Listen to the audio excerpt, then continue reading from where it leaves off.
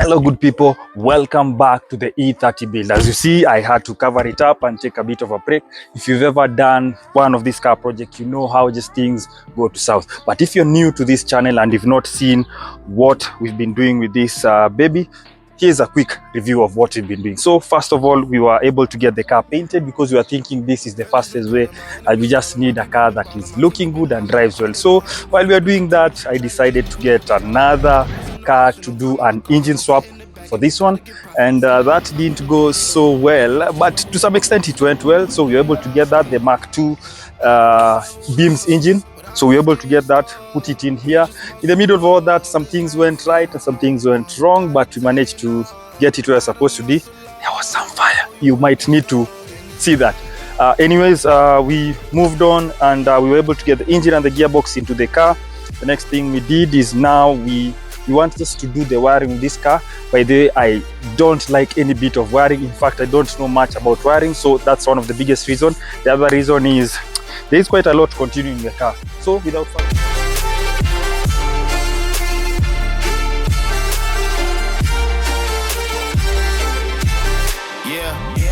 falling, I'm balling on top of that mountain. I'm on and I'm calling my mom and tell her I'm good. I'm surrounded by family like back in the hood. I was falling from grace, I was misunderstood. Hey, the pressure will sit you right down, but I stood up. I mean what I say and I say what I mean. On the balcony screaming, they just let me be. We had to slow it down. What goes around comes around. Oh, the frequency different. So I managed to tinker a bit with the car. For starters, if you notice, I got rid of the steering wheel. I hope I can replace this. Equally, the dashboard is gone. So this will aid in putting the wires just where we need to put them. And the interior is one of the things that got me stuck. I thought I had a really good interior, but if you just see,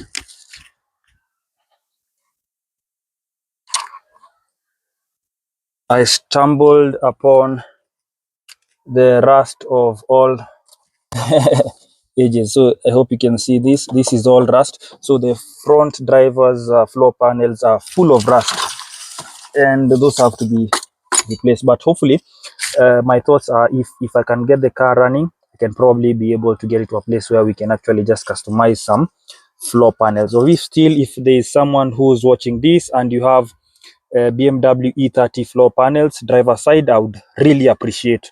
The other thing is the interior. I'm hopefully about the seats. I see if I can get someone to probably just do proper covers for this, and then so that we can have something a bit cleaner. So yes, that's in terms of interior that the engine doesn't have. Is I'll start with the exhaust manifold.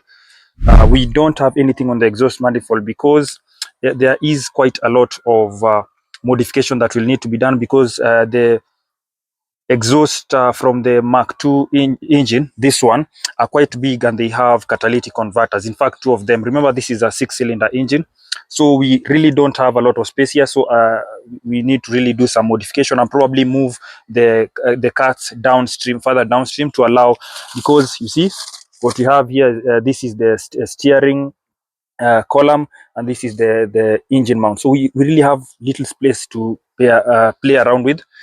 The other thing is the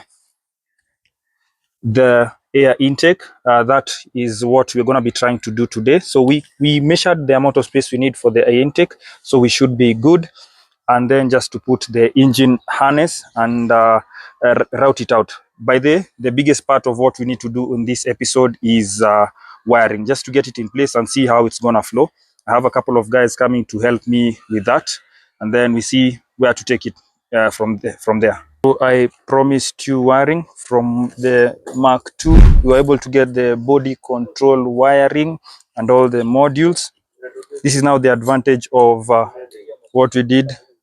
So the next thing is to get all this into the car.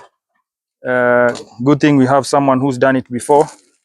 Anaitwa Mr. Irongo. Mr. Irongo, salimia watu. Hi. Yeah. So he helped me do one of the other projects that will come soon in this channel. So hopefully, if all goes well, you should be seeing this car running very soon. The other thing is the starter. We noticed that the starter had the solenoid broken, so we had to go have the solenoid repaired, because remember, this car the space is very little. So if you notice, that's where the fly is. That's where the flywheel is, and the space is very little. So if we get the air intake before we put in the starter, we are messed in a big time. So we have to put the starter first. I hope you can see that we have to put the starter, and then we put the air intake, and then the nozzles and the fuel rail in that particular order. So things are moving on well. Oh yeah, so this is the fuel rail. I hope you can see this. Let me just put it down so that you see it. This is the fuel rail and all the nozzles. So we should be set for most of the thing. We'll follow that particular order, make sure that we have fuel, make sure we have air, and then spark. All the coils are inside there. I know the plugs might be fouled, but we'll cross that bridge when we get there. What goes around comes around. Oh, the frequency different now. I was going through different rounds. Hey, it's crazy, the progress is hitting now. Ain't no sitting and lost and found. I found what I lost in a minute now. I was on the wrong path, I admit it now. My only option was to get it now.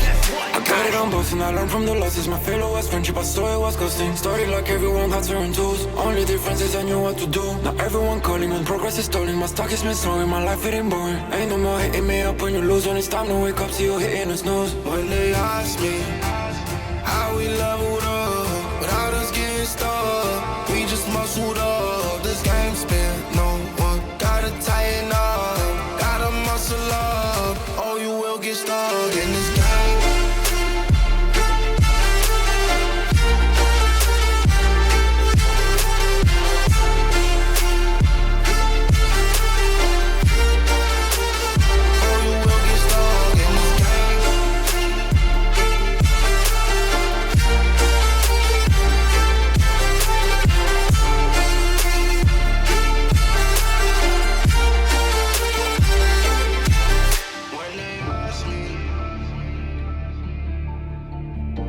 So it's time to turn in.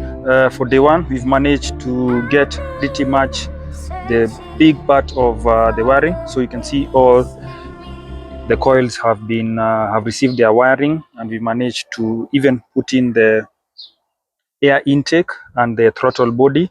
So the only thing that is remaining on this end is just to put now the housing for the air filter, which is not an issue, and the car can start without that. The alternator has received its wiring. On this other side, as I mentioned, we won't be doing the exhaust manifold because it's quite big, and we need to modify it so that it can fit in between the steering column and the engine. So having said that, this is, let me try and do this with one hand. This is the fuse box, one of the fuse box. This has three fuse boxes. Actually, this is the housing for the computer. We are lucky enough to find this space on this side. So predominantly, this is where you put the expansion tank and the washer fluid tank for the E30. But I think we can repurpose that and put them on the other side because we'll be having quite some bit of space on that side. So this is the other.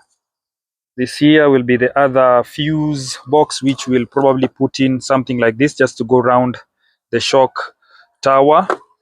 And yes, and the other fuse box is here. So we plan to put the fuse boxes in that particular manner just to make sense of things.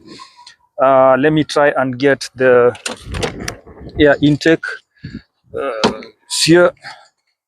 So the air intake is gonna sit something like that.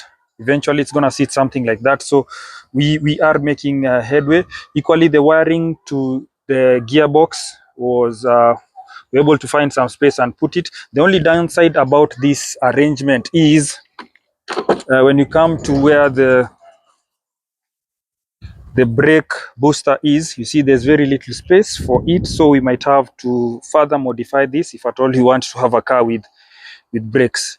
Also, when you come to the interior of the car, you see the amount of wiring that the donor car had. So this is the dashboard, and it includes all the body control modules, and basically the harness. So we had to make a sacrifice. If you noticed, we no longer have the AC compartment for this car. So what we had to remove it so that we make space for all this wiring. The second decision we need to make is in terms of the instrument cluster. So the first one here is the instrument cluster from the Mark II, and this is the 40-year-old engine instrument cluster from the E30. So they are almost the same shape. So the decision I need to make is which one do I go forward with.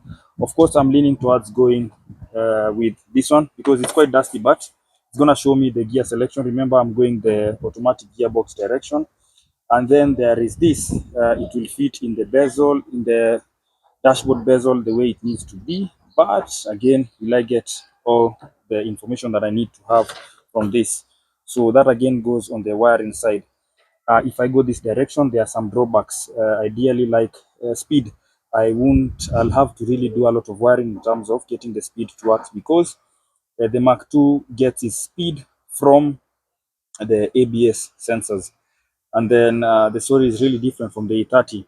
So that's going to be quite a headache. But do we go in terms of aesthetic over function, or we just look for another way to make this work? So that's what is pending in terms of decision making and the direction that we need to go.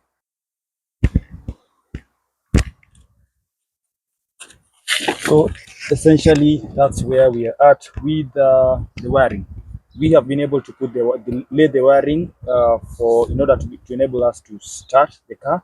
I'm hopeful in the next episode this engine will be running, and moving forward we will be able to make a decision in terms of which direction to go for the wiring of this car. But key is to get this car running. I know it's been a long time coming, but in the next episode it has to happen. Thank you so much for following up on this episode and even on the project. The love for this is immense, and thank you for everyone who basically has been trying to reach out and get updates on this. It's normally very hard to do these projects because you have to look for so many things, proper timing. In terms of wiring, I had to get someone who really knew what they were doing. They bailed on me, had to look for someone else. But slowly by slowly, I'm also trying to learn so that I get in a better position to do some of these things by myself. But again, it's a do-it-yourself type of a project. I don't need it to be perfect, but it's gonna be a running and driving car. Thank you so much, and until the next episode, peace. While enemies falling, I'm balling on top of that mountain. I'm on and I'm calling my mama to tell her I'm good. I'm surrounded by family like back in the hood. I was falling from grace, I was misunderstood. Hey, the pressure was